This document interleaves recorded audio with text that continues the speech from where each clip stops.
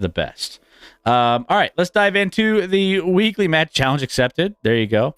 Let's dive in. We have a lot of games to get through. One team is good, one team is bad. Next. This game, we're starting out, obviously, Cardinals, Seahawks. Cardinals, not a very good team, and they, have been competing in games recently in the first 2 or 3 weeks. And then they've, over the last couple weeks, been kind of falling back down to the expectations. Now, this game was a little closer throughout the game than this final score kind of indicates, but Seahawks did come through on this one, winning this game 20-10 and giving the Cardinals another L on the season. Yeah, I mean, this one was like a weird one where, frankly, the Seahawks kind of dominated this game, but the score didn't reflect it for a long, long time. But you look at it like Geno averaged 9.1 per attempt. You had 100 yards from Kenneth Walker on a ton of carries, so they didn't exactly dominate on the ground, but they did some ball control, kind of control the clock. Like, you're a little bit of Pete Carroll style right there, old school. Joshua Dobbs wasn't really good. It'll be super fascinating to figure out. Obviously, the Cardinals, if you hadn't heard, opened up the window for Kyler Murray. He has a 3-week window now coming off his ACL injury from last year to be moved up to the active roster. And it sounds like they're going to do it. If I'm a Cardinals GM, anybody like that, I'm not allowing that to happen, but they sound like they're going to do it. So Kyler Murray will probably be the starting quarterback soon. Maybe they just want to fully figure out what they have, which if you have the number one pick, it doesn't matter what you have in Kyler Murray because you're taking a quarterback number one overall because Kyler Murray's not that dude. You're not that guy, pal. I know he was the number one overall pick, but he's not that dude. He's 3 feet tall, can't quite in now the athleticism that he maybe used to had. Yeah, not a guy that's just gonna burn over tape and try and figure out offenses and defenses and all of that. And then now you have injuries that make him less athletic than he was coming in. Like, none of this spells where Kyler Murray is the long-term option for, frankly, any team. But that's the biggest storyline for me in this game. I did take Seattle in my survivor pool, so thank you, Seattle. Well done. Way to take care of things. Didn't want to ever pick you again, so this was a good week to pick you. Yeah, appreciate you. There it is. Geno, 2 touchdowns, 219 yards, 1 interception to close out the day. And without DK, so they played well without DK, who was ended up not being active. He's been like kind of questionable for the last few weeks, and they finally decided, this is a bye week. We'll sit him. Walker was stuffed twice at the 1 yard line. I think Kyler comes back as soon as possible. It feels like he's battling for his job. Remember, Caleb Williams wants partial ownership of the team that drafts him. No, well, that's not allowed. So I don't even know. I would like to know where that actually stemmed from, because that can't be real. Can't be real. It was Dobbs that reported it. Well, and so it's probably not. It's probably not real. Yes. Yes. Again, that motherfucker is not real. Not real. Yeah. Caleb Williams, obviously, USC's season has gone in a trajectory the last 2 weeks that's not great. 2 straight losses to Notre Dame, and then a late loss to Utah. And he's looked not elite, but like he knows the Bears are coming for his job. This whole idea of like win-loss is stupid. Like, you evaluate the quarterback on his play. I still think, and to be fair, I haven't watched a ton of Drake May, but now there's talk about like maybe Drake May is the best option at UNC over Caleb Williams. And I'm like, well, by the way, yeah, UNC just lost to a 1-5 Virginia team. But listen, as a fan of the Chiefs, as a fan of Patrick Mahomes, like, the idea of getting a guy that can extend plays and do like things that aren't normal at the quarterback position, in the sense of like defenses don't expect you to do what you're about to do, and it's hard to adjust. And that's the biggest trait that Mahomes has. It's not accuracy, it's not arm strength, it's not his speed, it's none of those things. It's his ability to create and do things outside of the function of the play. Like, he can do within the function very well, and I think Caleb can as well long term. I think it would be a colossal mistake, and I'd be shocked if Caleb Williams doesn't go one. Long story short. I mean, yeah. Again, there are really, really talented players that don't have, they have up and downs, right? You're never gonna go and take a look at a Caleb Williams and be like, yeah, he lost a couple games, didn't look great.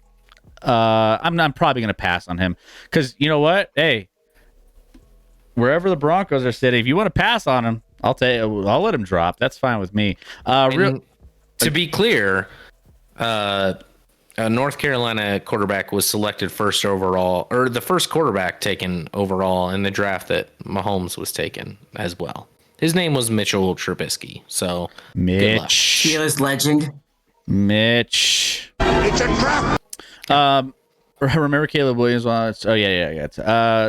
Seattle had 3 turnovers. If Arizona could capitalize, it would be a different game. Yep. Yeah, but they're not good enough to capitalize. Their roster's just not good. George Payton working a blockbuster trade for Kyler Murray. No. He might. Yes, do that. Do that. That would be awesome. Sky just kind of chub.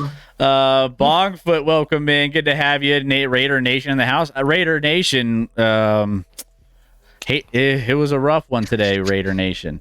But we'll get to that game here in a little bit. Cards aren't on the Williams list of the 6 or 7 teams he said he would play for. He's calling a lot of shots, man. That's total bullshit. He's coming out. He will be in the draft next year. I don't give a shit about your list. Like, that's so off-putting. I mean, to have a list. You haven't done shit. He hasn't done anything. I mean, he's throwing picks right now. Stop it. Stop it. I don't care about your list. Guess what? I hope if he has a list and the Cardinals aren't on it and he sidesteps it this year, I hope the Cardinals have the first pick next year. SDG says his dad reminds me of Kawhi Leonard's uncle. That's not a good. Doesn't shut the fuck up. He doesn't. He just keeps talking. Or just like Lamar, the balls. Yeah, the ball. Yeah, ball exactly. family. That's what I was going with. Yeah. LeVar Ball. It just kept talking and talking. And I mean, look, LeVar did get his kids drafted, and I mean, a lot of that was attention, but no, he didn't get his kids drafted. His kids got drafted. But I mean, there was some. One of his sons didn't get drafted, so it was about talent. Now, did he breed some of that talent? Probably, but does he suck? Yeah, he sucked. I'm gonna let you get started here on Falcons Bucks, but I'm gonna take a code yellow, and I will be right back. Can I take a code yellow in this game? I'm just kidding. Spam code yellow in the chat as Chris takes a quick break from us here. This game, we had 2 touchdowns combined, 1 from each team. Just a dominating performance on each side of the ball. Falcons come through late. Tampa ties it up late. And then the Falcons are able to get the ball down the field. I was happy in my Survivor League because there were like a surprising amount of teams or people that took Tampa for some reason. This looks good. Chris isn't here.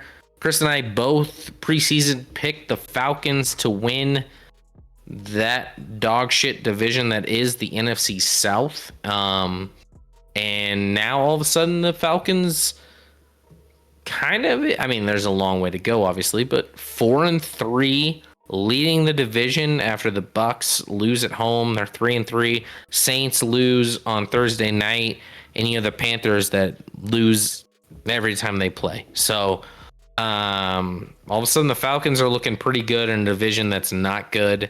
I I don't know what to say about this game. Like, obviously the Bucks came out hot the first couple weeks. Everyone was excited about Baker Mayfield, and I was like, maybe I just missed the boat, because I thought Baker moving on from Cleveland last year, going to Carolina would be a good situation for him. It was not. Obviously, he didn't even last the year. He moved on to the Rams. Wasn't that good there. Started off pretty nice, but all of a sudden we're getting the Bucks version, I thought. SCG, I bet the over 6.5 on Tampa. I'm mad salty Scotty A. Smith. Yeah, well, if you were actually Scotty A. Smith, you would have never bet the over on Tampa this year. So I don't know what to say to you at this point. You deserve all the saltiness you feel inside for betting an over of 6.5 on a Tampa team that stinks. They stink. Their defense has played a little better than I expected. And this, I don't know. What do you say about this one? The game occurred and the Falcons won. I mean, the Falcons are where you go to die as a elite offensive player. I mean, they literally don't care about where you're drafted. That's I mean, the leading rusher for the Falcons today was Algier. He got 21 carries. Bijan Robinson. Wait, did Bijan get hurt? He must have got hurt. He got hurt. At halftime, Arthur Smith said that he didn't feel good. He didn't. That was it. He didn't feel good. Feel good? His tummy hurt. His tummy wasn't good. He wasn't specific on what did. He was sick. He got one carry for 3 yards in this game. Bijan Robinson owners. Maybe he just watched this game and he got sick from watching it. That could be possible. By the way, Chris, I don't mean to do this on purpose, but I am also now going to do a code yellow. Code yellow, spam it. You give your thoughts on this. I'll take over where you left off. Game of the week. Game of the week. Besides the Broncos Packers, this game, I mean, I had this as like a pure betting standpoint. I'm a degenerate and have bet on the Falcons the last 4 weeks in a row, and it's literally been like the bane of my existence. I have been just a total degen on this side, and I don't know why I do this to myself. Luckily, I was on the right side. I did like Falcons -2.5 in this one, but that doesn't change the fact that neither team wanted to win this game. Neither team wanted any part of this, and they just kept giving it away. At the end of this game, I was just like, I mean, it was field goal city. You had a touchdown each after one, and then you had a field goal bonanza. 3-3 in the second, 3-0 in the third, and 3-3 in the fourth. It's like, talk about snooze fest football. And with the turnover battle, each team 2 turnovers on one side, 3 turnovers on the other, and it just seemed like a game that, you know, it is what it is. It's just it was a game. It was a game that occurred. Played. Yes, it was a game that occurred today on October 22nd. 2023. And I mean, again, no one's really super stoked about these teams, but Falcons still doing what they can. And even though it was almost unwatchable and neither team wanted to win, it is what it is. Chris, what's comforting about this, and the only thing comforting about this game, is that we know for a fact it occurred, unlike some other made-up stories throughout time. Oh, boy. Yeah. We're getting back into this. Yep. Well, felt right. APC from Down Under, done with the NFL. APC, you need to just hop on a new team. That's all. You just need to hop on a new team. Forget Tampa. I know you're a Tom Brady fan, APC. I know you love the legends, but you just need to jump onto a new team. I mean, or just hang on for a longer portion of time, like Chris. Chris has been in pain for years, for like as long as I can remember. It's been a rough go. I don't even know if I barely knew Chris when the Broncos were good. Yeah. I mean, barely even knew you. Gosh, it would have been nice to be able to talk shit to you and feel great about it. But those days aren't around anymore. Chris, we're concerned about your behavior. Yeah, you're the fact that I've bet the Falcons as much as I have this year, I'm concerned with my own behavior. But I was on the right side of this one here, -2.5. So I'll take it. Let's see. Denver's looking for more. Yeah. Now to the next one. All right. Let's get real on this one. We had the Bills and the Patriots today. Now, I loved the juicy number at 8.5, 9. It was at 9.5 at one point. I like that. But I did not expect this game to be like this. And the Bills had a chance at the end, actually, to potentially, go ahead in this one and just. They did go ahead. They just. And then they gave it right out. They kept choking things away. And no, they did go ahead. The Patriots. Yeah. Ben Chris. No. So the Patriots closed as a 7.5-point favorite, 7.5-point underdogs today. Their largest home underdog role since Week 10 of the 2001. Since Week 10 of 2001 versus the St. Louis Rams, they led the Bills 10-0, tied for their largest lead this season. So rough go for the Patriots. And then I saw on the bottom ticker too. Bill Belichick earned his 300th career regular season victory. And did I see that he got extended after this game? We were like, oh, this is going to be his last. Apparently, it was a secret extension in the offseason. Like, they agreed to it, and then it didn't get leaked at all. Oh, so until right now. Yeah, I remember the same thing happened with Jeff Fisher, and he got fired immediately after it got leaked. Yeah. But Mike Gesicki touchdown was the Patriots' third go-ahead passing touchdown in the final 15 seconds in the last 30 seasons. Crazy. So this has a lot of people head scratching whether or not we talked about the Miami Dolphins maybe not being for real. But now we're starting to take a look at the Buffalo Bills, and it's looking a little fishy now with kind of how they've gone about this season. So they got wins against the Raiders, Commanders, Dolphins, and Giants. Losses against the Jets, Jags, and now the Patriots. It's not fishy right now, Chris. You have to remove at this point. If you're throwing out Super Bowl contenders, the Bills have to be off the board. They have to be off the board. That doesn't mean they can't get back. And frankly, they probably will. But right now, they looked. I mean, they were a yard away from losing last week against an awful Giants team. No offense, anyone who's a Giants fan in the chat. They lose to a Patriots team that had lost 34-0 to the Saints 2 weeks ago, 38-3 the week before to the Cowboys, and then they lost to the Raiders last week, who, oh, by the way, the Raiders got dominated by the Bears today. So that tells you a lot. With Tyson Bagent.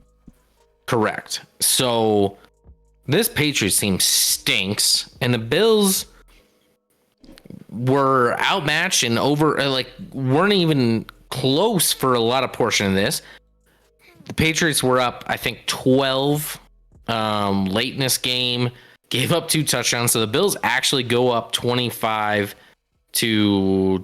I believe, and then succumb to a touchdown late from the Mac Jones-led New England offense. So, there's nothing to talk about with the Patriots. The Patriots are not going to be good. They're not going to be in contention. Congrats on winning this game.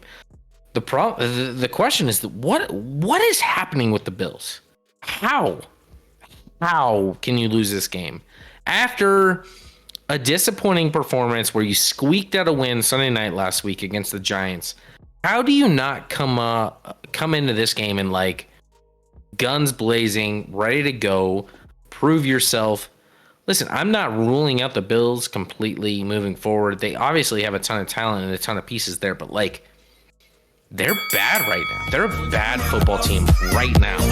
All right. Hey, Johnny Gambles. Gamble. Let's Welcome go. in, Johnny. Who's your team and where you're from? Like to get to know you a little bit. Welcome to the Action Lab. Appreciate you being here. Does Johnny gamble well? Hey, if you gamble well, Johnny, I mean that's always a good thing too. I don't. Obviously. Third down efficiency here for the Buffalo Bills, 5 for 12 on third downs. Total yards 339, 2 turnovers, 1 fumble loss, 1 interception. So you can look at a couple of these different things here that, I mean, it just doesn't feel good if you're a Buffalo fan, right? It just doesn't, you don't have that same feeling that they're one of the top echelon teams in the AFC. No, like Chris, you look at their schedule. They're 4-3. They haven't had a tough outside of the Dolphins and I guess the Dolphins and Jaguars. They've played trash teams otherwise, and they're 4-3, and they won against the Dolphins. You lose that weird game opening week against the Jets. You lose in London against the Jaguars, and now you lose now. Guess what? You still have on your schedule the Bengals, the Eagles, the Chiefs, the Cowboys. It's a rough go. Yeah. The Dolphins again on the road. Like, this team has to figure some shit out. Like, I had them in our playoff bracket. I had them as the last team to get in the playoffs, right? Yeah. Either last or second to last. A wild card berth. I did have the Dolphins winning that division. No big deal. And that may not happen either. We'll see. Yeah, because you copied me.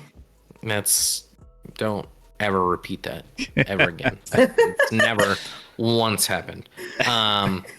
But something is going on with the Bills. I can't explain it. I don't know, but they're not a good football team right now. Yeah, and then again, you mentioned their matchups. They have a couple get right games here coming up. They got the Buccaneers. That should be a get right game. At the Bengals. At the Bengals, who the Bengals aren't who we thought they were. But the Bills aren't who we thought they were. But the Bills, yeah, exactly. That'll be a fascinating. That's going to be our Sunday night game. So that'll be a fascinating game to figure out like who's for real. Yeah. That's kind of awesome with number 17. Speaking of who's real. Maybe. Let's see. Johnny Gambles is the Jets fan. Welcome in. Jets, good defense. Solid defense. How you feeling about the Jets? We always like to get your thoughts about how you're truly feeling about your boys. Let's see. He said since Daboll's left, Josh Allen hasn't been the same. Yeah, like Ken Dorsey does not inspire confidence in anybody, right? Like the offensive coordinator now for the Bills does not inspire confidence. So yeah, I agree. They've suffered certainly with consistency since Daboll left and Ken Dorsey took the reins. And I mean, they continually give McDermott like chance after chance. I know the Bills ownership group is like lenient and kind and whatever, but at some point you gotta like make a move there because McDermott to me is kind of mid as well. He just managed a really good roster with a really good coaching staff, frankly. So we'll see what happens out there. I'm not ruling out the Bills, but right now the Bills stink. They stink right now. Ken Dorsey sounds like a rude third grade teacher's name. Yeah, and that's in the chat. That's how he looks too. So. Evil Hope. So it's confirmed the Pats are way better than the Bills. We're not saying that. The Pats are still. I mean, Mac Jones is a struggle, man. Mac Jones ain't it. Pats are still really bad. Yeah. To be clear. lot of bad teams won this week, and they played each other. Broncos, Bears got to win. Pats got to win. Pats play the Bills. They're not supposed to be bad. Giants, Bears got to win against a bad Raiders team. Giants against a Commanders team that's not great. Yeah, a lot Falcons, and we're talking about a lot of these. Yeah, we're talking about all of these. Next up, we had speaking of bad. Next up, I mean, we had an interesting matchup here that came down to the wire. 39-38, Browns end up taking this one down between the Browns and the Colts. Colts rocking them dark helmets. I don't know how I felt about them. I was in a The unis for the Colts. The unis for the Colts, they were fine. I mean, I'm just not used to seeing the dark. It takes me some getting used to on this one. But I was fine with it. Gardner Minshew on this one, obviously leading the Indianapolis Colts after Anthony Richardson having some season-ending surgery here. 305 yards, 2 touchdowns, 1 interception. The Minshew, the legend continues with Minshew here in Indianapolis. And then you had Deshaun Watson and PJ Walker splitting up here. PJ Walker getting a majority of the snaps here for the Cleveland Browns. 15 to 32, 178 yards, 1 interception. But Jerome Ford, touchdown. Kareem Hunt, 2 touchdowns. All of it came through the Cleveland rushing game. So that's where Cleveland kind of separated out. This game was 27 to 21 at half. Yeah, I mean, I anyone who fully focused on this game, I think the Colts were the better team in this game.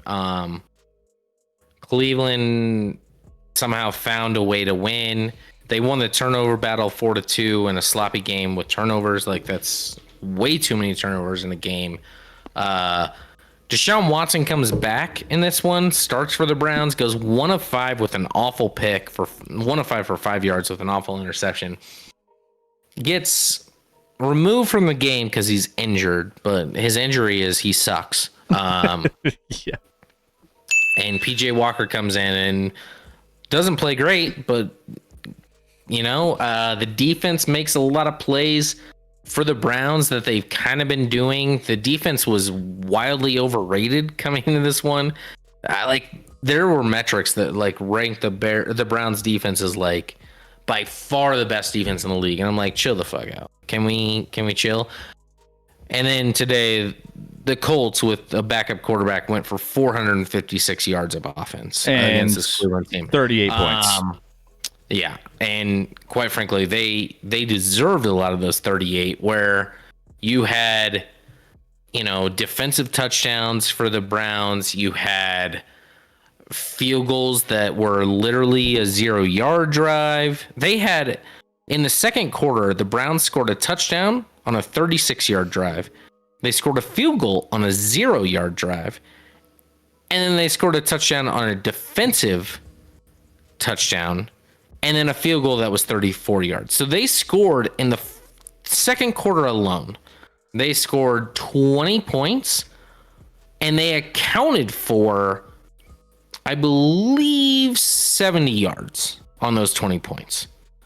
So they snuck away. And Devil Dog put in a terrible PI call at the end. Yeah, there was a weak call on the drive at the end of the game. So even with all that, the Colts were up late.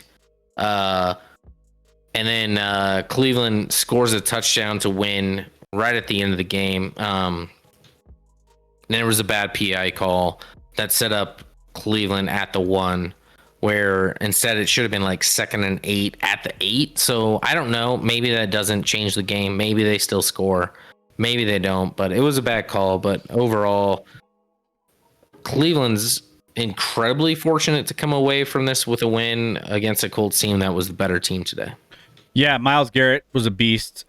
He first player since at least 2000 with 2 sacks, 2 forced fumbles, and a blocked kick in a single game.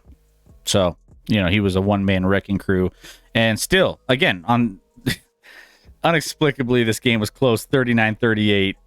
All these points thrown up. So, weird game here. But need a code yellow. What's the next game? Oh, Chairman, sorry. You're not taking your code yellow yet. What's the next game, Chris?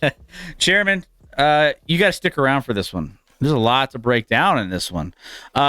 Ravens Lions. Now this was a 3-point spread all week long, and Scotty and I were breaking this down, and there was a lot of mention of the Sharps coming in on the Ravens, and then I was like, I still, as much as I hear that, I don't know what to think about this Ravens team against the Lions team. I did think that the Lions were a little bit inflated based off of what we've seen and just everyone's hyping them, and they're at an all-time high with how everyone's maybe overvaluing. So I saw that aspect of it, but I was like, I'm not going to mess around with this one. I don't know what the weather's going to be like. It's in Baltimore. Left it alone. But come to find out, Ravens just absolutely blew the doors off the Lions. The Lions were going for fourth downs before halftime to try to stay in this game, and they weren't converting. I think they went through, it was like 4th and 8 right before half, trying to salvage something. And that's how you know you're done in the first half with it before this even gets to the second half. Like, you're just waving the white flag because this game was a boat race. Ravens are the first team to score a touchdown on each of their first 4 drives in a game this season. So Lions defense wasn't able to hold them down. And I mean, if you look at the stats, hey, Lamar somehow had this crazy productive game in this one, just absolutely going crazy. 357 yards, 3 touchdowns on 21 of 27 throwing. So pretty efficient there. Very efficient. I was dead wrong on this one. I literally can't imagine how this happened. Detroit's defense has been pretty solid thus far this season. Their offense has been pretty good. And forget the offense. The defense gave up 4 straight touchdown drives to start the game, as you talked about, and none of those were cheap. They were all almost 70-yard plus drives. Like, they were all long touchdown drives to get up 28-0. It wasn't like a shortened field or anything like that for any of those 4 touchdown drives to start. I said earlier in the week, I'm like, hey, listen, if the Lions lose this game, they'll be fine. It's fine. I still think they're fine, but like, what the fuck? Well, like, this kind of felt like a Denver going to Miami feel. Like, they just didn't show up for whatever reason. They weren't prepared to play. Maybe this was a tough spot for them. I don't know why it would have been a tough spot. This was a good chance to, like, you were at Tampa last week. You got, it's not like you have a like rival next week. You got the Raiders next week on, unfortunately, Monday Night Football. We have to witness the Raiders on Monday Night Football for some reason. Maybe because it's the day before Halloween, so it's like, hey, let's scare some people. Well, and how much of this too, Scotty? Like, this was a trend with the Miami Dolphins. We looked at their previous schedule and we're like, wait a minute, we can take a look at their previous schedule and be like, all right, some of these games, maybe in retrospect, don't look as competitive as, you're beating the teams that are in front of you. It's on the schedule, so you got to play them, right? But losses. So, I mean, the last 4 games, or the 4 of the last 5. 1, 2, 3, 4, 5, 6 games. 1 loss to the Ravens. Then they got wins against Buccaneers, not good. Panthers, not good. Packers, not good. Falcons, we don't consider super like a prolific team. They lost to the Seahawks, and then they beat the Chiefs. So they got that Chiefs win under their belt. That's a good win, but that's probably the only good win they have based off of the schedule that they've played.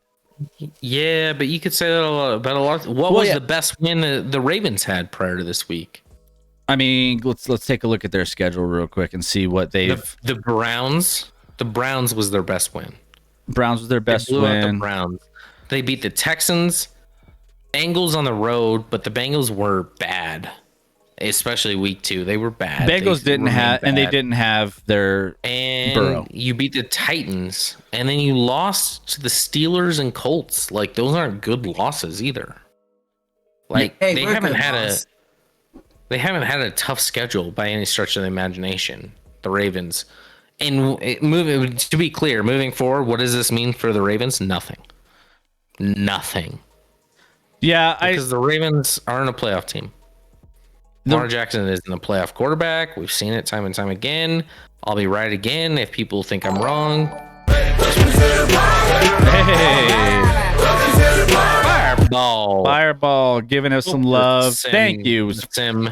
Hope the Rockies won in your sim. Fireball was with us earlier for the fan face-off, coming back with a little raid. Thank you so much, Fireball, for the love. Go give Fireball a follow if you have not already. It makes the Monday night game huge, says Chairman. The Harbaugh brothers are competing to see who could score the most points on a team from Michigan. Yeah, this was I mean, I don't know if it makes. Well, next Monday you're playing the Raiders. Just win. Doesn't make it huge. Just win the game. And just do what you're supposed to do. And the Raiders, Raiders are bad. They're bad. They're bad. So you should be a get right spot for them. And then the Ravens.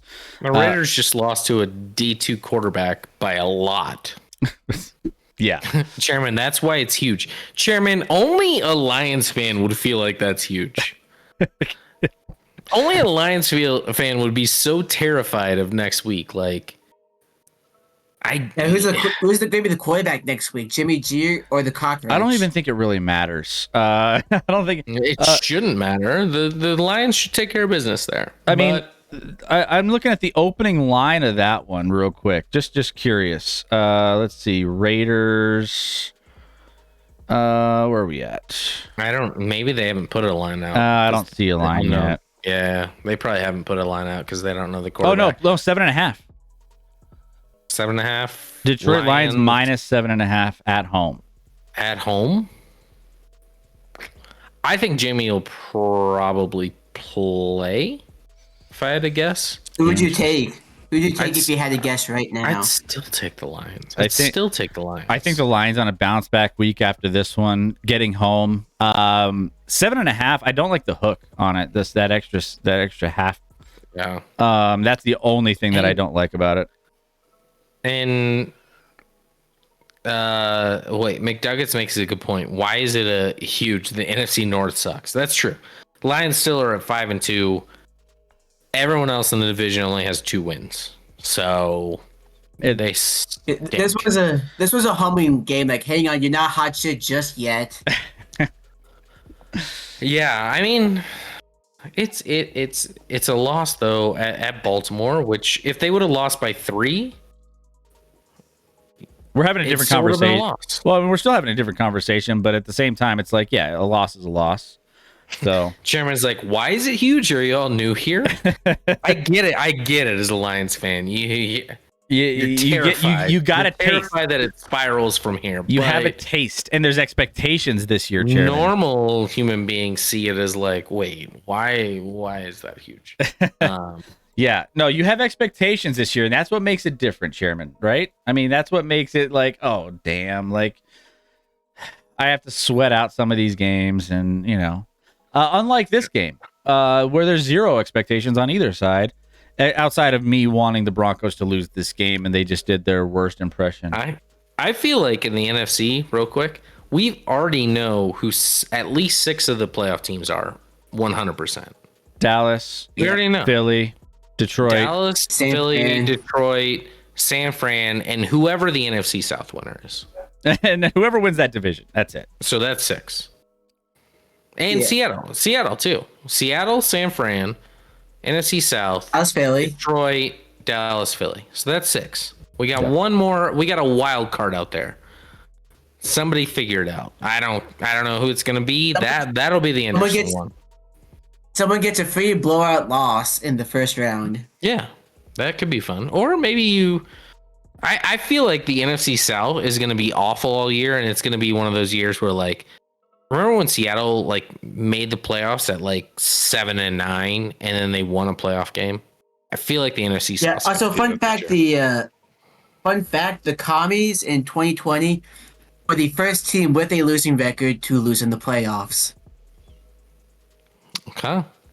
There you go. Let's dive into this one, though. Yeah. Unfortunately, we got to dive into this one. Let's go.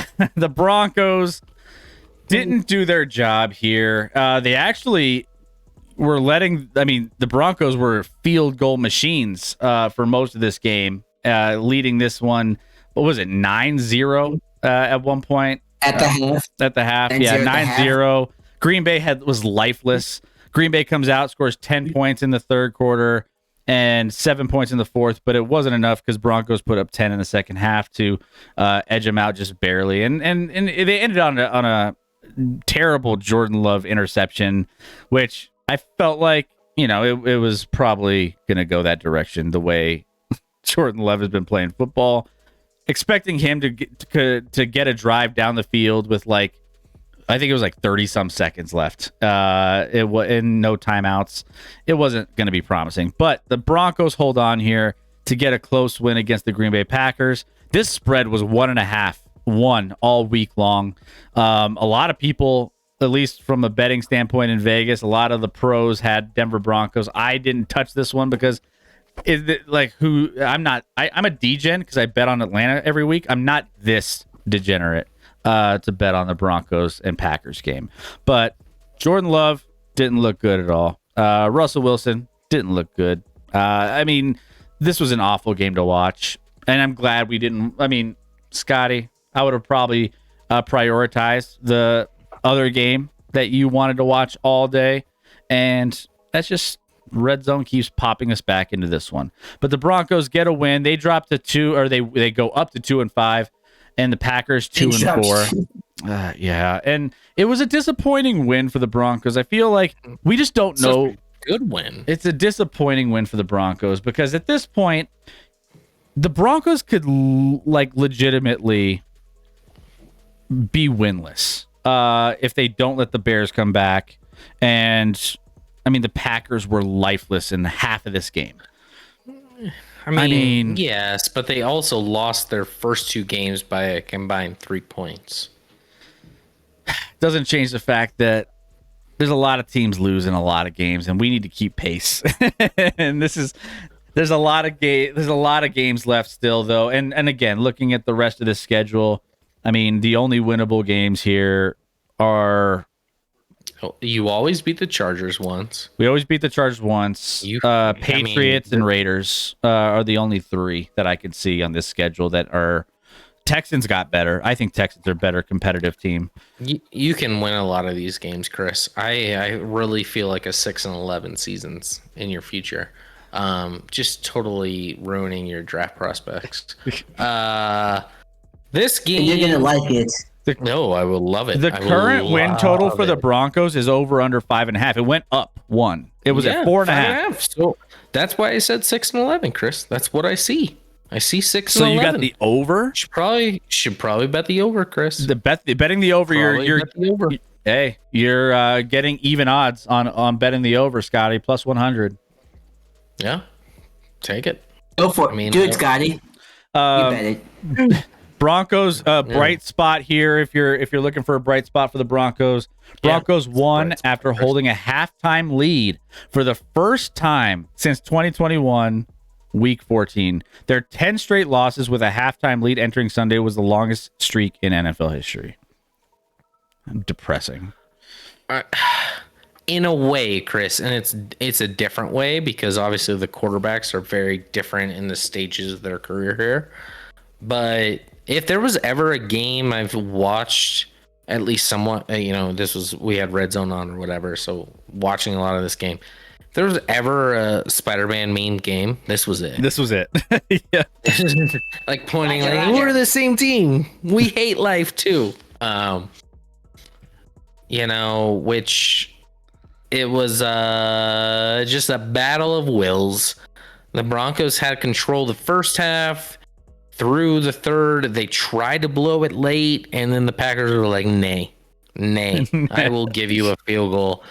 And I'm certainly not coming off this field goal with a win. Your boy Kareem Jackson literally gets thrown out of every game these days and gets suspended every game. Dude needs to stop leading with his head, man. Did it again. He's at the end of his career, and at this point, he might lose money this year playing football. I Playing don't know football if that's costs him money. possible, but like maybe it does. It's like He what gets thrown out of this one. it's like dodgeball when they're That's doing like the most noteworthy thing. Remember in the movie Dodgeball where they're doing like the fundraiser of the car wash, and they're trying to raise money to enter into the tournament with Globo Gym and all those others, and then they're just like doing the recap after. It's like, actually the car wash cost us money. It's like that's kind of what Kareem Jackson is doing here. He's playing football, but playing football is actually costing him. And also costing his brain potentially because he leads with his helmet all the time. Just stop, Kareem Jackson. Figure it out. Anyway, JK says the Broncos could beat the Bills. They could. Maybe. The Pats just beat the Bills. So with Mac on the Jones. Yeah, that's crazy. Mac Jones. Congrats. And Russell Wilson. Congrats. My son was rooting for the Broncos today because he didn't want them to get too high of a pick either on his birthday. So thank you, Broncos. You came through on my son's birthday, along with my Chiefs winning, or our Chiefs, my son's. And he has a matching Mahomes jersey with me now. So pretty excited about that. And he was probably hyped about the Eagles tonight. Well, he will be tomorrow. He will be tomorrow when he finds out. Yep. Let's ride, says Chairman.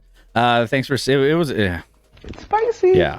Thanks for saving the Lions 2.5 game lead in the North. Yeah. Yeah. You helped out there, Chris. You did your part. I did what I needed to do. Could beat the Bills. Yeah. Yeah. So yeah, not a lot of fun here. Milwaukee's for both of us. Jack, we suck. Milwaukee, frankly, Green Bay deserves to suck for a bit. Yeah. Everyone's like, Green Bay is this elite fan base, and I'm not saying they're not, but they've also had Favre and Rodgers for the last like 35 years or whatever it is. Like, it's pretty easy to be a great fan when you have an elite quarterback. Yeah. Now we'll really see what they're about. Yeah. Maybe they're not so good. Milwaukee doesn't seem like a great fan right now. Every fan base goes through it. He's out. Every fan base, Scotty, you went through it in the in your younger years. I'm going through it now. I went through it for my whole life, Chris. I never experienced success. That's the difference. I rode the Chiefs without any validation ever. They always let me down every year. You've been through year it. after year. I'm going through the heartache now. I mean, the Broncos have had a lot of success like when I was growing up. So I was used to that. I'm going through it now. Green Bay is going through it. Milwaukee says I was out before season started. That's the problem. That's the whole issue. How are you out on your team before they even play a game? Because they don't have a Hall of Fame quarterback all of a sudden for the first time in 30 years? I mean, you're spoiled. You're spoiled. I fans. I know there was a little bit of intrigue with Jordan Love coming into this season. I know, well, Milwaukee's always has hated Jordan Love, but I mean, you'd be joking with yourself if you were like, "Oh, Packers, no," like, there's no excitement. I mean, no excitement. Like the Packers' peak this year was probably like just winning more games than they lose, right? Like going 9-8 or something.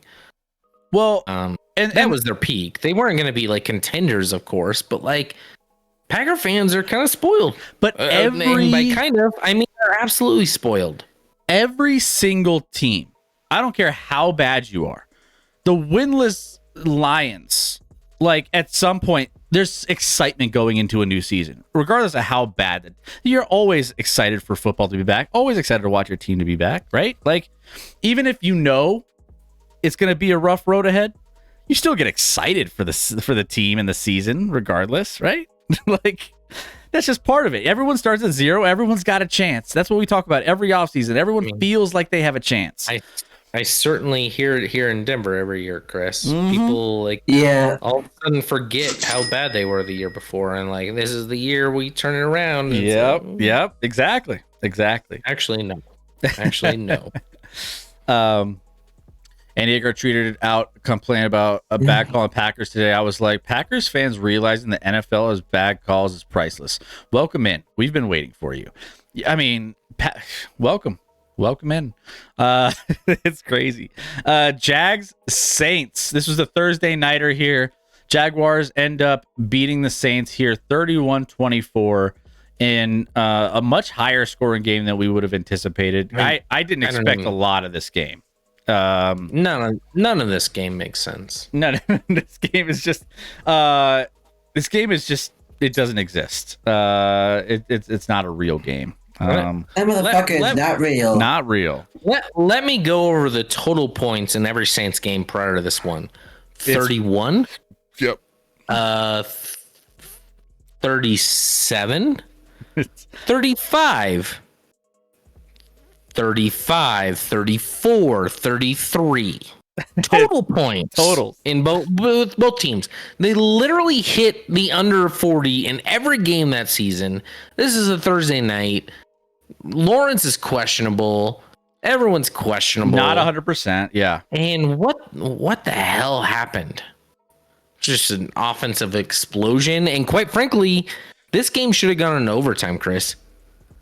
I don't know if did you watch this game? Yeah. I watched bits and pieces of like the first half, and then I caught on more of the second half. You hate to see it, but the tight end for the Saints, Foster Moreau, who has been recovering from cancer, playing this season, remarkable, incredible, great story, dropped an easy touchdown catch, quite frankly, to tie this game up late. So the Jags get to 5-2, sitting pretty after 1-2. I think they've won 4 straight. And the Saints moved to 3-4, losing a game like. Quite frankly, did Derek Carr play well in this one? No, but like they had a chance late. They battled. After being down, I think they were down 24-9 in the third quarter, battle back to tie it up, and then the Jaguars get a score, and the Saints come back and march down. Saints march down. Saints go marching. Go marching in, and drop on third and goal a touchdown to Foster Moreau. Don't get it on fourth either. So, unfortunately, they lose this game. Jags are 5-2. You can't dispute that. I don't know if they're playing great football, but they're playing winning football right now. They're 5-2. I mean, tied for the second best record in the AFC. It's hard to argue the results. 4 straight wins after a rocky start. Jags, short week, go on the road. Hurt quarterback that was questionable. He comes out, he balls out pretty well. I've been a little impressed with the Jags. Weirdly not, because it's changed a little. Well, I've been a little bit more impressed based off of just the circumstances of what they like. You had all the London stuff going, right? You back-to-back weeks in London. They beat the Bills in London, which obviously is. I actually think the second week in London was a huge advantage for them. Sure, they're kind of against acclimated. Yeah, that's and that's fine. But they still got to beat a good. We think now in retrospect it looks a little different. Maybe a good Bills team. But then you got the Colts coming back from that. So settling back in, flying back, and trying to play a Colts team with all the circumstances of getting settled in. You've been living out of your suitcase, all that. They get the win, 37-20 over the Colts. So that was a tough spot for them, coming with the jet lag and everything else. Then they got a short week against the Saints. And they have issues with healthy Trevor Lawrence, who may not have even started this game at some point early on in the week, and then decided, all right, they're going to let him go. And he played, and he did well. He did okay. But given the circumstances of those 3 or 4 weeks and all the just extracurricular things going on, and I mean, short week this week, I give him a little bit of credit over the last 3 weeks. Because I'm telling you, going into London, I was like, is this team for real? That loss to the Texans, I was like, what is this? But yeah, I mean, they're starting to change me back to what I was originally thinking, coming into the season, where I'm like, oh, they could be a really good team. I listen. I mean, they've been obviously great since they started off a little rocky last year, and they turned it on. And I think they've lost 5 games over their last like 15 to 17 games, maybe 17. 3 of those are to the same team, but we don't need to speak of that team, Chris. It's not important. Yeah, we know who that team is. They've lost more over the last like 17 games to one team than they have to every other team combined.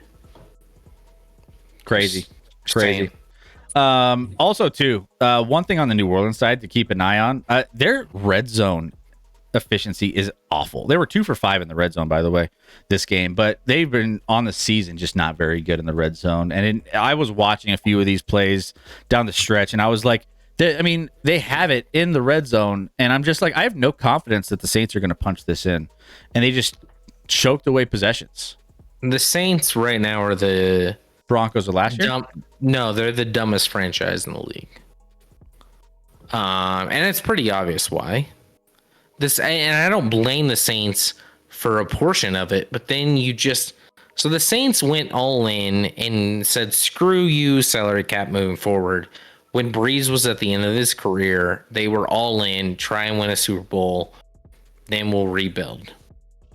But then that didn't work out. But instead of deciding to rebuild, the Saints were like, no, we'll just try and trade for like, I don't know, Jameson Winston or now Derek Carr. Jameson Winston.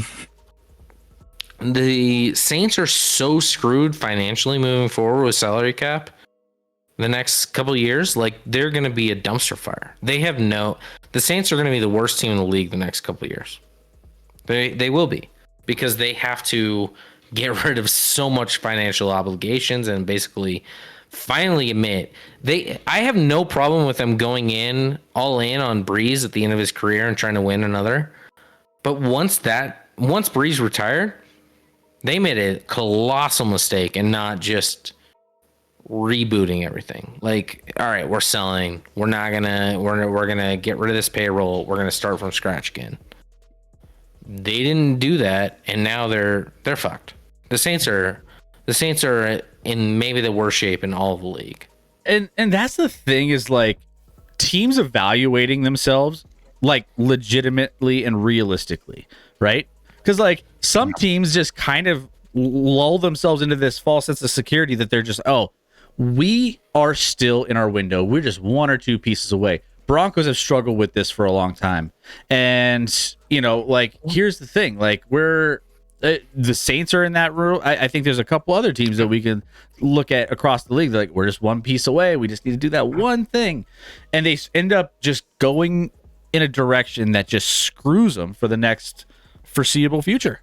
And I will say, as a caveat to that, like as a GM of a team, maybe you're under pressure to win immediately, like, or you lose your job. So I get it from that vantage point. Like, hey, I could always sell and have a dumpster fire, but then I lose my job. So I'm not even there for the successful reign that comes after that, maybe. So I get that, but maybe that's your job as a GM, to go to your owner and be like, listen, this is like, put out everything on the line and just be like, this is why we need to, be sellers at this point. We need to reboot. We need to totally adjust. I think I'm going to make some good picks, and hopefully I do. And if you do from that, like, you need to convince your ownership that like you're making the right decision. That's painful in the short term, but great in the long term, which, depending on the owner, may or may not work. So it's a hard business. Like, I don't envy GMs of any professional sports team, because like it's hard. Like, even if you want to sell, maybe the GM for the Saints wanted to totally reboot, and he was basically told, like, if you reboot, you're gone. And so then he had to just make the best of what was a crappy situation. Yeah. Crazy. Let's dive into this one, though. Chargers, Chiefs, you were delightfully wrong on your bet of the week here. Chargers plus 5.5. You'll take it. You'll take the L on that one. But the Chargers, we both watched a lot of this game together, and we were kind of keeping tabs on this one. And started out pretty neck and neck, kind of what we expected in this one, where it was like, all right, close game. This is what we were, kind of signing up for. This is going to be a great game. And eventually, this game kind of just got a little bit more out of hand as we got to the end of the first half. It was 3-3 after the first quarter. And then both teams put up a combined, 35 points in the second quarter. And then the only one team scored after halftime, and that was the Kansas City Chiefs. But it was all over at that point already. So, given the fact that, they didn't need to put up anything else because the Los Angeles Chargers weren't putting anything on the board. Didn't look great offensively. Justin Herbert, 259 yards, 1 touchdown, 2 interceptions. Mahomes on the other side, 424 yards, 4 touchdowns, 1 interception. More than Mahomes. This was the turning point for me where I was like, all right, yeah, Chiefs, this is what we come to expect week in and week out from here on out. I mean, you're going to be looking at Mahomes putting up 4 touchdowns a week, and it's pretty. They're in rhythm now. They're in a good spot. They got some receivers feeling really good in this offense. Travis Kelce, 179 yards, 1 touchdown. This is what we're used to seeing from the Kansas City Chiefs. And the defense played well. Defense held the Chargers to 17 points. Which matches their lowest point total of the year, which against the Cowboys last week, also 17. After a first half where the defense for the Chiefs did not look like the defense I've seen all season from the Chiefs, and I've talked about that, and I'd like to start with that defense. They gave up a couple big plays that led to some Charger touchdowns. Shut them down in the second half. Goose egg in the second half to over 17 quick points in the first half. But really, I'd like to just dive into, Chris, how, you spoke on Wednesday or even last Sunday about like the Chiefs offense just seems off. They're not right. Something's not there. They're not clicking, so on and so forth. Right. Well, I mean, there are some aspects of this offense that aren't what they used to be with like the big play home run plays. We're not getting home run plays like we used to. We're not getting like 30, 40-yard bombs all the time from Patrick Mahomes. I don't know if you've watched the Chiefs in the last few years, but that's fine. I mean, Mahomes is second in passing yards in the league, only behind Tua by about like 60 yards. Ahoa Mana now a Nui. And that's all you're getting from me. That guy. Kelly. Mahomes is tied for the league in passing touchdowns this year. I'm not shocked. Yeah. Well, but on Wednesday, we're talking about the best quarterback in the NFL. But you told me something was wrong with this offense. You said they're not looking like they should. Your Denver Broncos just held them. No. By the way, don't do that. He could have a couple more touchdowns. I'm not doing anything, Chris. I'm just saying what you said. I said you didn't need to game plan for the Denver Broncos. You didn't need to pull out the full force. You did say that, but along with that, you said it's a bye week. The Chiefs' offense just seems like there's issues there. This team doesn't seem as good as they did. You haven't disagreed about it doesn't look the same as it used to in the last a couple years. You said it's kind of there's some things that there's some dumb moments. It's mostly dumb mistakes. It's not that the offense can't produce, and quite frankly, we're seeing the emergence of Rashee Rice. Obviously, Travis Kelce in front of his bride was very comfortable today. He looked good for her. That was a massive game in front of the Swifties. Yeah, what did you say? 179 yards. That's a nice game for Travis Kelce. Mahomes had 30 at half. They made some mistakes. Quite frankly, they scored one touchdown in the second half. They had a fumble deep in Chargers territory that Blake Bell had of all people, that cost them points as well. But a series between the Chargers and Chiefs that's normally close was kind of back and forth in the first half, and then the Chiefs kind of took control and won by 2 touchdowns. All of a sudden, they stand alone in the AFC, Chris. So, and again, stand alone. The Arrowhead Invitational for the AFC Championship is at play again, Chris. well, it's true. And here's the thing. Like, here's what I was looking for in this game. Right? They're 5.5-point favorites, and they're playing a team that's going to be competitive, right? How do they, because we've seen like a bye week against the Broncos. Vikings are not anything special. The Jets aren't anything special. The Bears, like, you don't need to pull out all your weapons for all these games, right? I mean, you still, win these games, and then, you beat these teams, right? You have to. But a game like the Chargers was more of an indication of where this team is at for me, because I can see how they were able to execute in this game with Patrick Mahomes, Travis Kelce pulling out all the stops. So I'm going into like that, not next week because the Broncos, because that's another bye week, the Dolphins and Eagles game with more confidence that the Kansas City Chiefs are going to be pulling out all the stops and looking like the team that they're going to actually be able to pull out the whole arsenal and all the plays and all the things that they are trying to get under their belts before the playoffs too. No, they won't have to pull out the arsenal. They'll still beat them. I mean, Dolphins and they'll beat. To be clear, they'll beat the Dolphins because Andy Reid is maybe the best at going abroad and having their team play really, really well. Like Andy Reid's great at preparing for abroad games. That's why I think they'll beat the Dolphins. And then they have the Eagles coming back not even that next week. They have a bye week and then play on Monday night against the Eagles. That'd be solid, man. Wipe that smirk off of Sirianni's face. I hope so. I think so. Listen, this Chiefs team, the concerns are like wild, and this is what everyone should be focused on. This is by far the best defense Mahomes has ever had at his disposal. And with that, how do you play against a great defense and Mahomes in a playoff game? Like, I don't know. I don't know. Hey, I mean, this was a game that I was looking for. They're just gonna win again.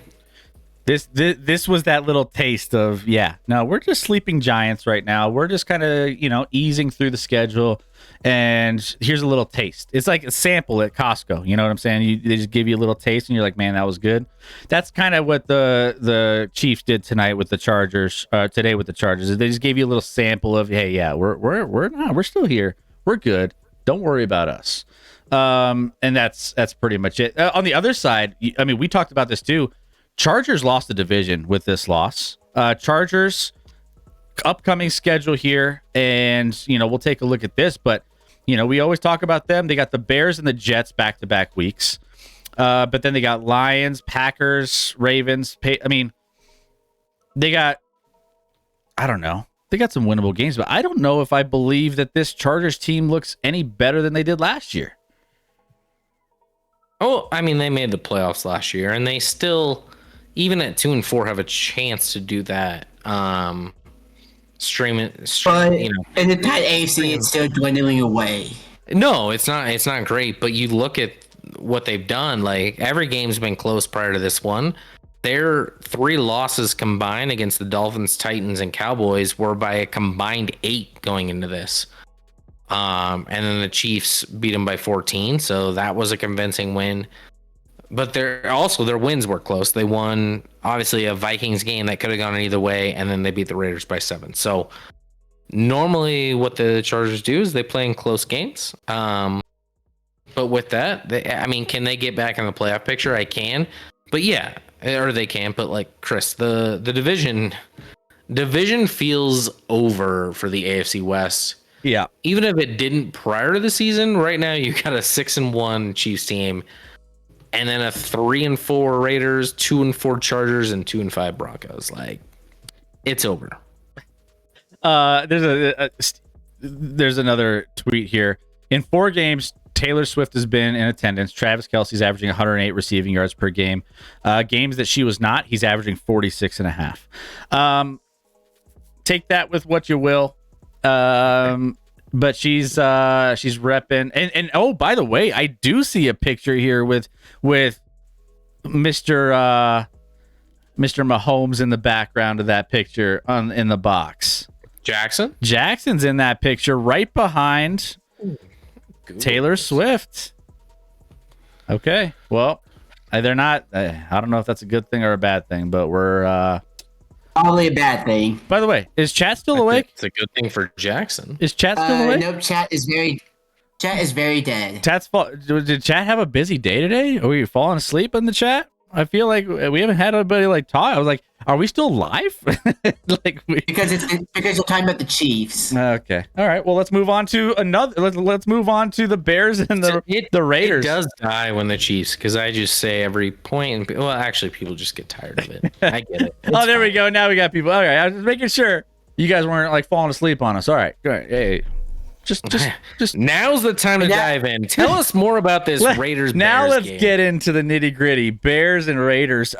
This was a blowout from the beginning. Bears a just D2 quarterback versus a cockroach. You had 2 quarterbacks in this one that, again, you probably wouldn't recognize. Well, you thought, hey, is he still in the league? And 2, you thought, who's the other guy? Who's Bagent?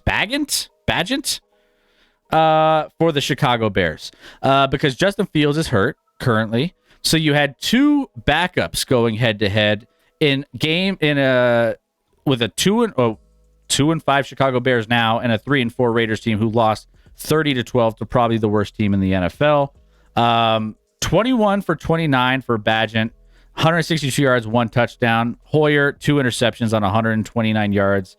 Absolutely awful. The Raiders looked brutal today, but the Bears got that win, put up 7 points in the first 3 quarters each, and then finished out the game with 9 to close this one out, 30-12. Don't need to spend a lot of time on this. This game occurred. Congrats, or I'm sorry to the Bears. The Raiders, if you thought you were real at 3-3, you quickly figured out you actually stink. The report came out a day or 2 ago prior to this game that Davante Adams, while not happy with the Raiders, clearly is not going to be traded or on the block. Where do you go if you're the Raiders at this point? You're 3-4. You fire Josh McDaniels if you definitely fire McDaniels. You try to find a real coach. They had why didn't they just give a real chance to the guy that led them to the best? I know.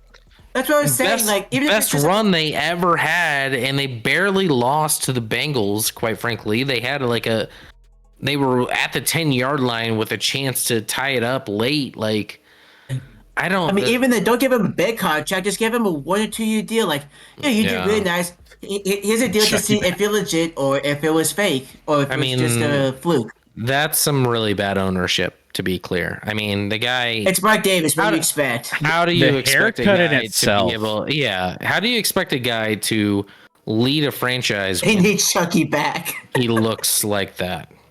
Like, you can't even manage your own hair, much less I don't know franchise. if Chucky would have been the answer, but like Chucky is definitely everyone's a better answer than Josh McDaniels.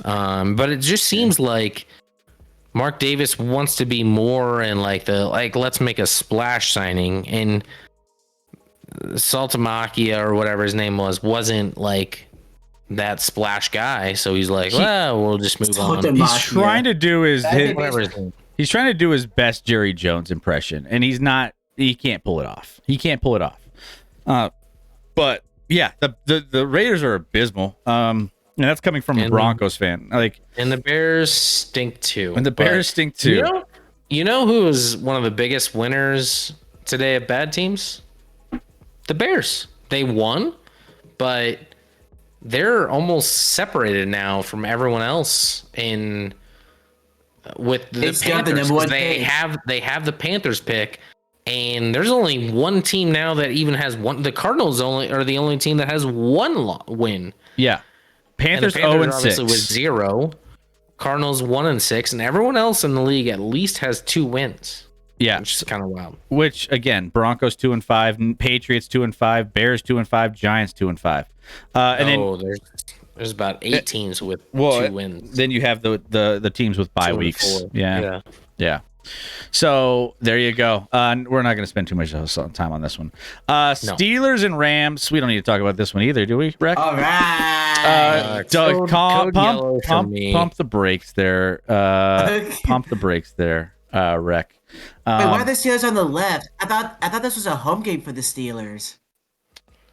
I mean, nobody in LA has LA. It might as well have been a home team for the Steelers, a home game, based off of like the attendance and I mean, again, LA doesn't have a lot of true fans that stick around. We play 17 home games per year. They should probably do something about that. All right, Rec, break this one down. What did you see from your Pittsburgh Steelers? Showed flashes of everything they could be. They just couldn't do it consistently. For the second half, looked a whole lot better. Like everything overall was better. Pickett was making his throws. Canada wasn't being useless. Deontay and Pickens were going off. Najee, Jalen Warren had some good runs. Second half, everything started clicking, but there still needs to be more consistency overall. Joey Porter Jr., he's the guy at the outside corner. Leave him there. Patrick Peterson's actually pretty good in the slot, somehow. Of course, there's always some details that need to be cleaned up here and there. There's still a long way to go, but finally, I got quite a few flashes of what I thought this team would be in the preseason. I mean, so Scotty, you want to go first or me? Go ahead. Yeah, I Rec, because I'm a DJ and I picked Steelers plus 3.5, and it worked out for me. I didn't feel great about it though. I didn't feel good about that. It made me kind of sick to my stomach that I was like, this is like a terrible, but it paid off. I wonder how much of this can be replicated week in and week out. I mean, still Najee had a nice game, right? But a nice game on the season of 3.9 yards average rushing per carry and then 1 touchdown. Warren's still the guy. We still need to make Warren the guy. And so the running game is not in a spot where I feel like consistently over the course of these weeks is going to be very good. I mean, 29 carries, 86 total yards on the ground. Kenny Pickett in this one, 230 yards, averaging 9.2 on 17 to 25, no touchdowns, no interceptions. I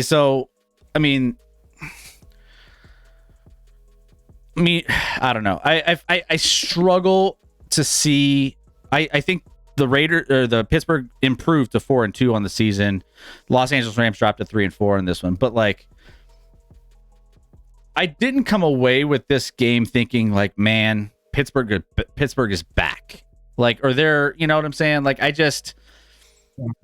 I'm struggling still with Pittsburgh. Los Angeles Rams. Yeah, like I said, those flashes. They were just flashes, but they still looked really good on those flashes. Los Angeles Rams on the other side. Puka Nacua, 154 yards. Tutu Atwell got a touchdown after being kind of, off the grid for a little bit. Cooper Kupp, rough game. Remember, start playing zone defense, especially on third down. Leaving Nacua wide open if the game wasn't a good idea. So Scotty, go ahead. I thought the Steelers would have a decent chance to win this game. I thought the Rams, especially Stafford, you get overmatched on the offensive line. You're susceptible to, like, he's going to make some good plays, but there's going to be a lot of minus plays as well. And listen, like, the first half was abysmal, Can't confirm.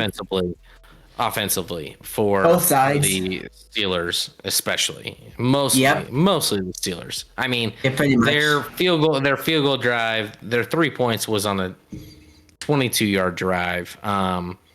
They had 5 possessions that didn't really do anything at all, and then quite frankly, their next 2 in the second half, they had the opening play of the second half. So the Rams go in 9-3.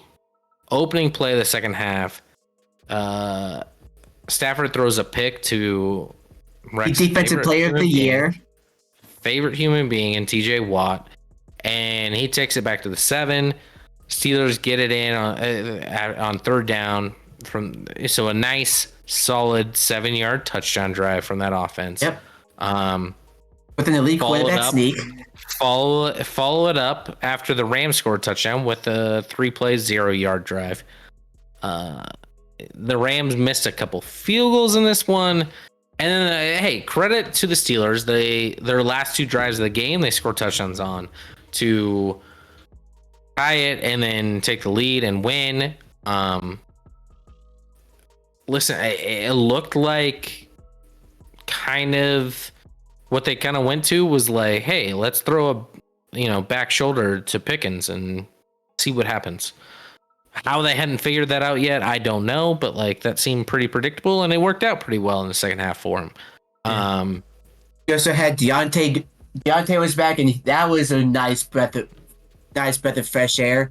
Having some actual route running on the team. Now, what I will say, Rec, and I told you this before stream, one of the worst spots in the history of I've ever seen was the Steelers go for it on a 4th. I think they were, where were they? Just inside Rams territory, right? Like around the 45 or so.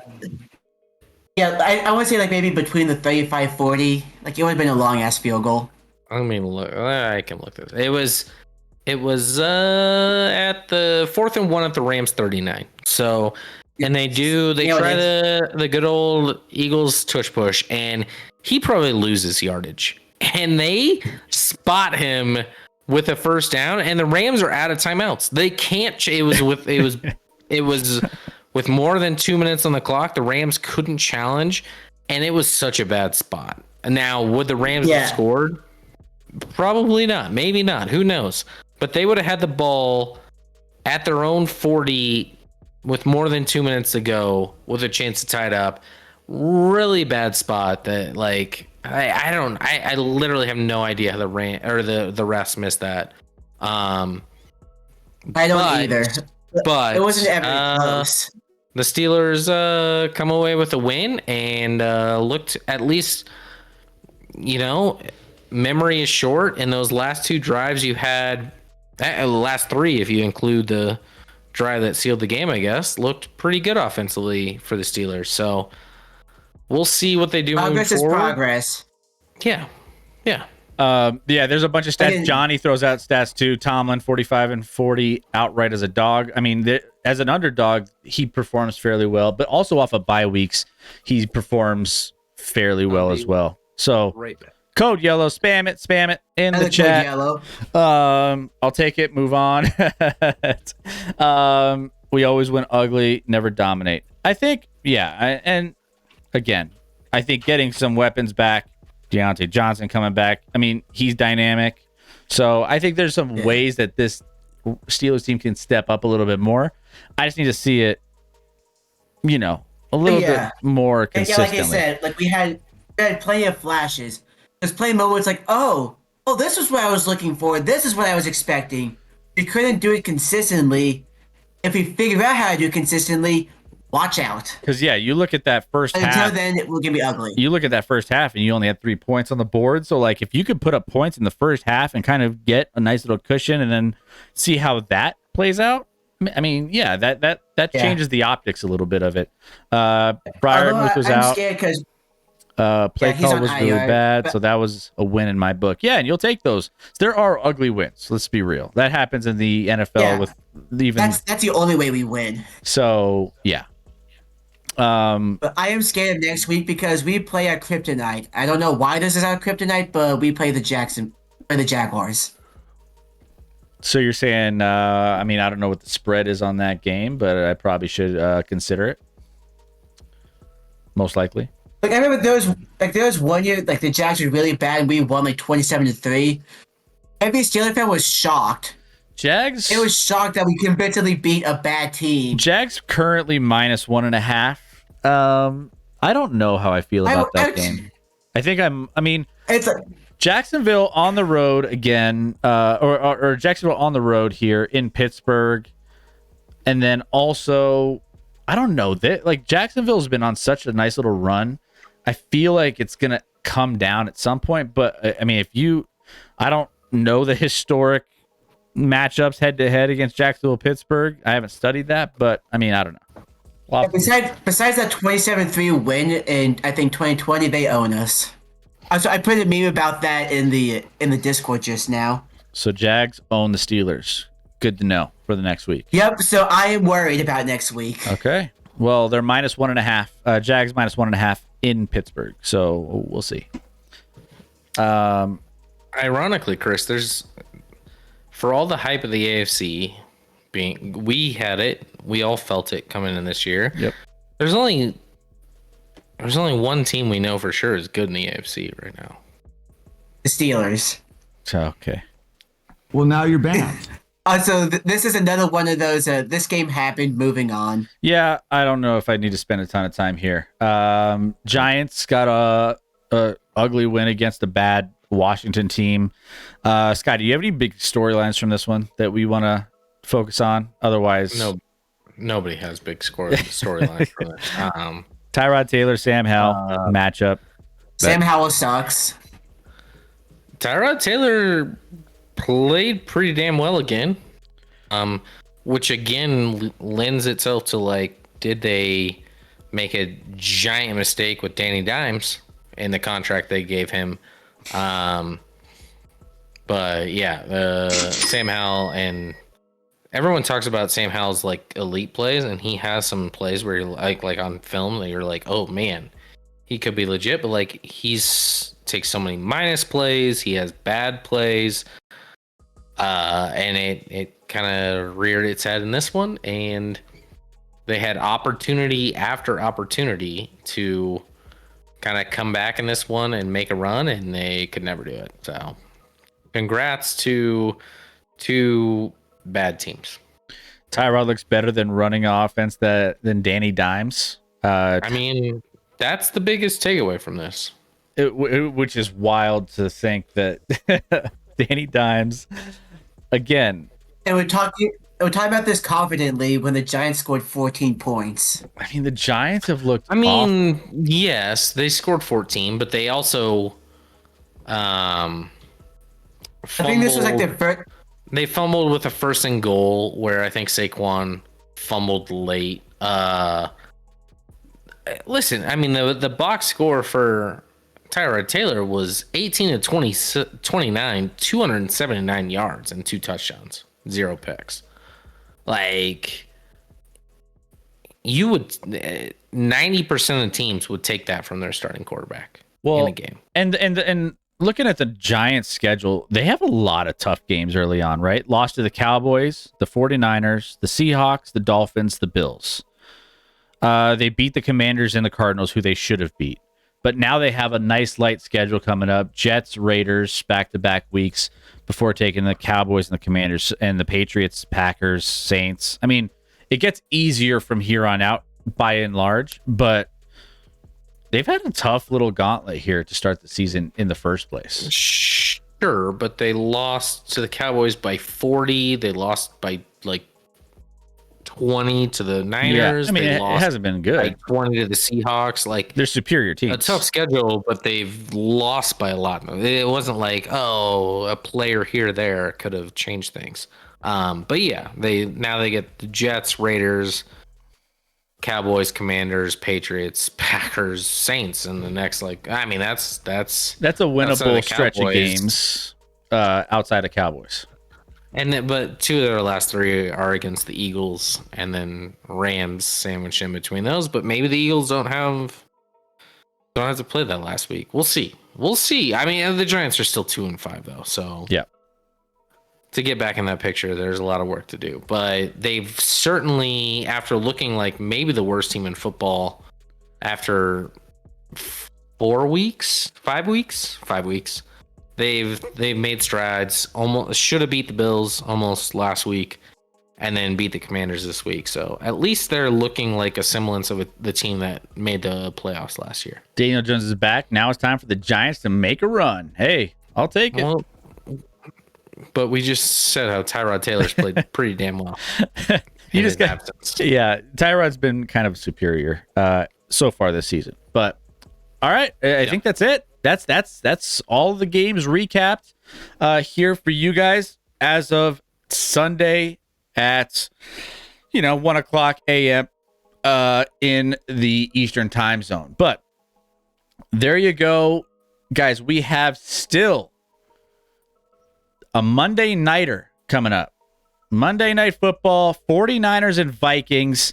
Kirk Cousins, primetime Kirk, taking on the 49ers, who are a little banged up. Christian McCaffrey feeling a little bit like, is he slated to miss this game? He's questionable. I think he did practice yesterday or Friday or whatever that may have been. It's like a 50-50 shot. It's said to be a pain tolerance. Debo, they found more on a second MRI or whatever it was with Debo, so he's out at least a couple weeks in this one. And Not Williams, as big, obviously, as Christian. Trent Williams, we'll see if he's a go. Did they announce what's the anything with spread on him? that game? Right now, it's currently Trent Williams 6.5. is doubtful. It's Minnesota's been getting some money coming on him because this was I say take the 7.5. Vikings. This was Especially with the injuries, take the Vikings. well, this was At 7.5. 7.5, I would at lean 7.5, Vikings. I definitely make a bet on the Vikings. At 6.5, Currently I 6.5. probably wouldn't touch this game. I went back to my YouTube TV here, and somehow Biden's on talking for some reason. This is way past his bedtime. Hey, I missed some Is of he these talking about Helen games. Keller? Can you redo the show real quick? By the way, guys, we can reboot well, it. let's just redo it. Guys, I I'll haven't. get Fireball back. Can we put a vote in the chat real quick, Rec? So I'm Yeah. curious on whether or not you guys enjoy post. I haven't been posting our recaps for the week. I've been doing like our pregame, like our Wednesday show. We preview, do our best bets, we do our fantasy focus. I've been posting those to YouTube. Would you guys like to post the recaps as well? If so, I can start doing those. I just didn't know. We get into Monday, Tuesday, and then it's on looking onto the next week. I didn't really think a lot of people really, you get a lot of your updates from other places. So if that's valuable, I will start uploading the wrap-ups for the week to YouTube. Otherwise, if it's not something you're interested in, we're gonna skip it. But let us know. We're here for you. Yeah, we're here for you, Evil to Hope. He said, look at Cousins' record versus teams with winning records. The record of teams the Vikings have beaten this year is 1-11, which is technically not even with true, that- 'cause they beat the Bears, who have 2 wins. Also, they beat the Panthers, but their worst loss was a 7-point loss. So they've been Close in games. every game, including against the Chiefs and Eagles. So they played some good teams as well, and they've lost by 6 and 7 in that one. So maybe they can hang in against the Niners.